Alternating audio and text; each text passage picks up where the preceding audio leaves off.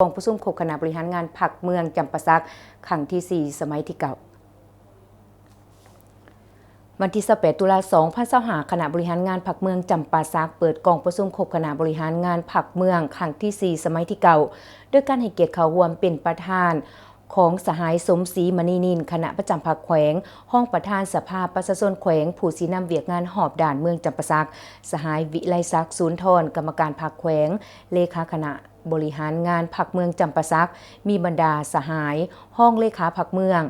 กรรมการคณะประจำพรรคเมืองกรรมการพรรคเมืองเลขาคณะพรรคหาดฐานหากลุ่มบานห้องการกรมกองและบานใหญ่เขาห่วมอย่างพร้อมเพียงในกองประชุมสหายวิไลศักดิ์ศูนย์ทรกรรมการพรรคแขวงเลขาคณะบริหารงานพรรคเมืองจำปาสักก็ได้มีคำเห็นโอลุ่มต่อกองประชุมพร้อมทั้งกล่าวเปิดกองประชุมคณะบริหารงานพรรคเมืองครั้งที่ 4 สมัยที่เก่าอย่างเป็นทางการจากนั้นสหาย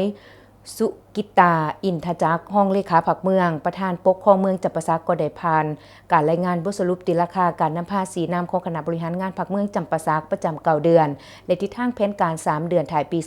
2025โดยได้ปฏิบัติตามดำรา348ทับลบว่าด้วยมาตรฐานผลถูกและมาตรฐานพัฒนาเมืองจำปาสัก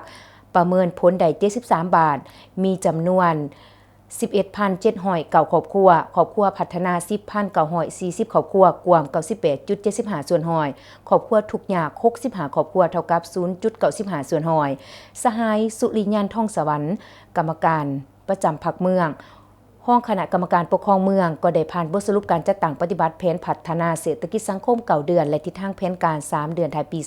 2025หับฟังการผ่านหางบทสำรวจการนำพารวมของคณะบริหารงานพรรคเมืองจำปาสักในระยะเก่าเดือนต้นปี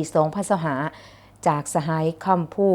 ศรีโพมาห้องเลขาพรรคเมืองประธานกวดกาพรรคหลัดเมืองจากนั้น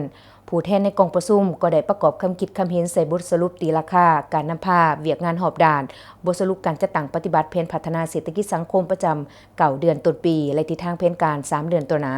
เพื่อเฮ็ดให้กองประชุมคณะบริหารงานพรรคเมืองครั้งที่ 4 สมัยที่เก่าของเมืองมีความหมายความสำคัญ